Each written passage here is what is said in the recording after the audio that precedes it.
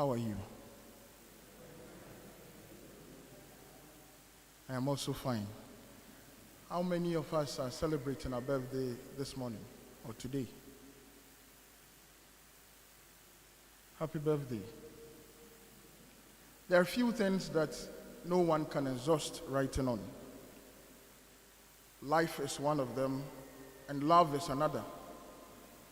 Every year, books should be published on love, but we cannot exhaust the subject matter.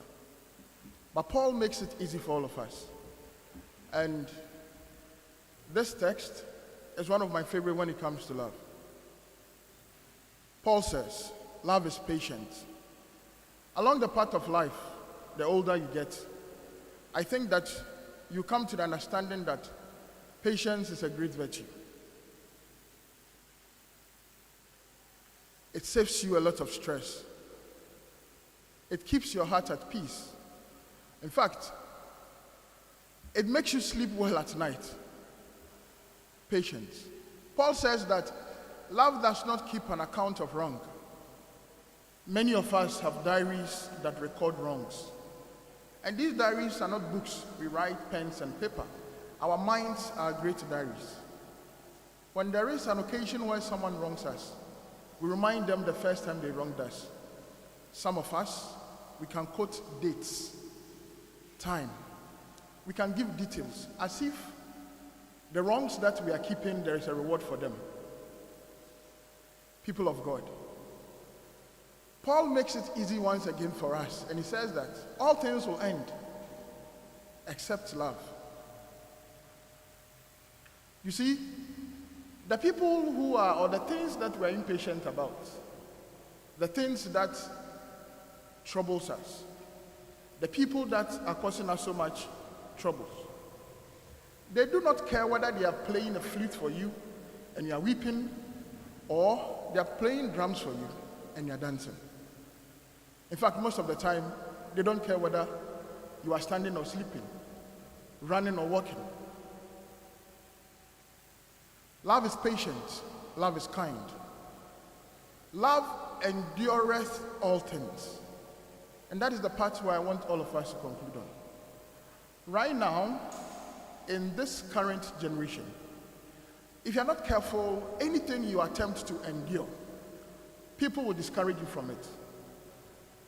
If something is important to you, whether it's a relationship, your job, and it is going a path you are not too impressed about, or you do not understand clearly, if you're not careful, the first advice you get from people is, why not just leave it and find another one?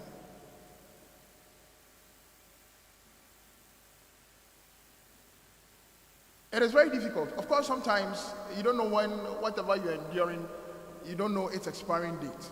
So if it's a relationship, it is a job, it is a life issue, you don't know when it is going to expire.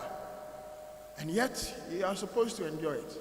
In this generation, even on the subject matter of love, if there is a little bit of an issue, if you are not careful again, the first is, oh, after all, why? We are here to live once. We only live once. So let it go. Find another. Jump onto the next train. And what Paul says, love endureth all things. In this current generation, you see, there was a time, I remember, we didn't have a lot of some of the things we have now. So, in the past, you have a lot of napkins. When you use the napkins and they are dirty, you have to wash them, dry them, reuse them, and all those things. Nowadays, you don't see that much because there are disposable napkins all over the place.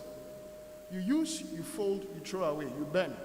The next time you go to the market, you pick another one. Come, you repeat the cycle.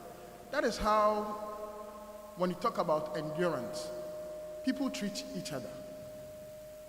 We pick coffee, we use, we dump. The next time we pick yaw, we use, we dump. Another time we pick kwaku, we use, we dump. Then we come to a fear, we use, we dump. We cannot exhaust the issue on love. We cannot. But let us summarize this in 3 points. Love is patient. Whoever you love, whatever you love, you are patient with the thing. Love is kind. Whatever you love, you are kind to or with the thing. And finally, whatever you love, you endure. Whether it's your children, you tolerate them, you endure them, you hope that there will be a better tomorrow for them.